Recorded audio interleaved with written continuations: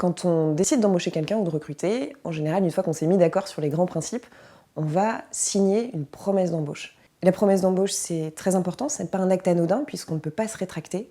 Et donc la seule possibilité que vous avez, et c'est ma recommandation, c'est de mettre une date de validité, une limite de validité pour cette promesse d'embauche. Ça veut dire que le salarié a jusqu'une certaine date pour vous répondre.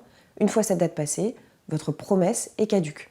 Ça permet de garder la main libre, passer une certaine durée, pour finalement proposer le poste à quelqu'un d'autre ou se rétracter simplement sur l'ouverture du poste. Les 3 éléments de base de la promesse, c'est le salaire, la fonction occupée et la date d'entrée en fonction.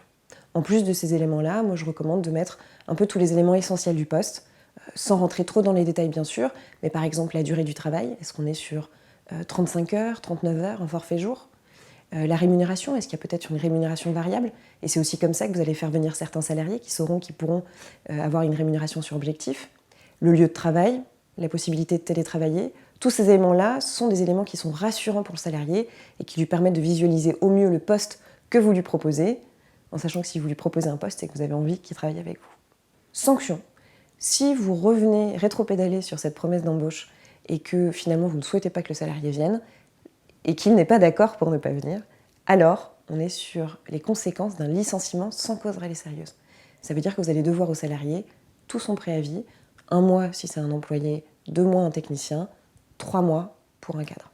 En résumé, quand on fait une promesse d'embauche, on réfléchit bien à la fois au poste qu'on propose, à la personne à qui on le propose et à la durée pendant laquelle on le propose, à savoir cette date limite pour accepter la promesse d'embauche, ce qui permet en fait d'avoir un processus de recrutement qui est ramassé et efficace.